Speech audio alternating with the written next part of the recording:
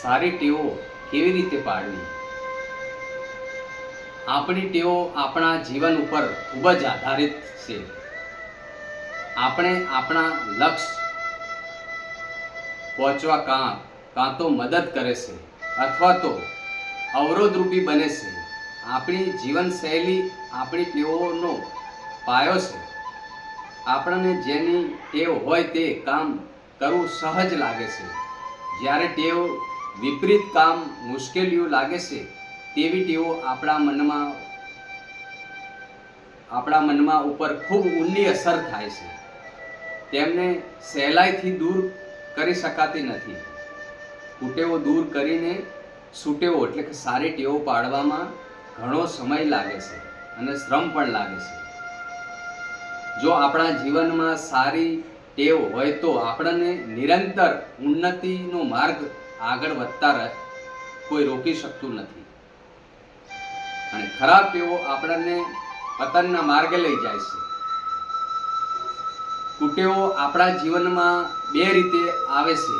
કાં તો આપણે પોતે જ તેને અપનાવીએ છીએ અથવા તો ખરાબ સોબતથી ના લીધે, એટલે કે કહેવાય છે કે દોરંગા માણસો ભેગું ન બેસવું. ખરાબ ટેવોની આપણા શરીર ઉપર, માનસિક અને સ્વાસ્થ્ય ઉપર ખૂબ જ અસર થાય છે. આપણે આપણું લક્ષ્ય ચૂકી જઈએ છીએ. આપણે જાગૃત થઈએ ત્યાં જ સારી કુટેવો મળે છે. આપણને સમય સંજોગોથી સારી ટેવોથી જ આપણું જીવન બની શકે છે. જીવનમાં સારી ટેવો પાડવાથી નિરંતર પ્રયાસ કરતા રહેવું જોઈએ. સારી ટેવોથી વ્યક્તિઓનું માન સન્માન જળવાય છે. સારી ટેવો આપણા જીવનને મૂલ્યવાન બનાવી દે છે. ખરાબ ટેવો સહેલાઈથી પડી જાય છે અને તેનામાં એક આકર્ષક હોય છે, પરંતુ તે આપણા જીવનને મૂલ્યહીન બનાવી દે છે.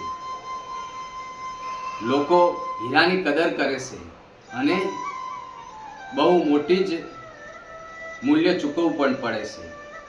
આ જ રીતે સારી ટેવો પણ પ્રયત્નપૂર્વક જીવનમાં સ્થાન આપવું જોઈએ. આપણું જે સારી ટેવોથી વિકાસ થાય છે, માન સન્માન જળવાય છે, તો સારી ટેવો જરૂર હોવી જોઈએ. સારી ટેવો માણસના જીવનમાં કલ્યાણકારી હોય છે. તેમના લીધે આપણું સ્વાસ્થ્ય પણ સારું રહે છે અને ખરાબ ટેવોથી આપણા સ્વાસ્થ્ય ઉપર નષ્ટ કરી નાખે છે. માણસ અકાળે કમજોર અને વૃદ્ધ થઈ જાય છે. આથી જો જીવનમાં એવી કોઈ કુટેવો હોય તો વહેલી તકે તેને દૂર કરવા પ્રયત્ન કરવો જોઈએ. જૂની ટેવો છોડીને તેના બદલામાં બૌદ્ધિક અને સારી રીતે સારી ટેવો પાડવી જોઈએ. ચાલ ચલગત વગેરે આપણા ઘણા જ સમયથી તેનો અભ્યાસ કરવો જોઈએ. ટેવ જૂની હોય તો નવી પણ જો ખરાબ ટેવો હોય તો વહેલી તકે તેને સુધારી દેવું જોઈએ. આ સારી ટેવો આવે તો સારી ટેવો સાયન્સ તો સારા પુસ્તકો વાંચવા, નિરંતર વિચારો. જય માતાજી. રાધે રાધે.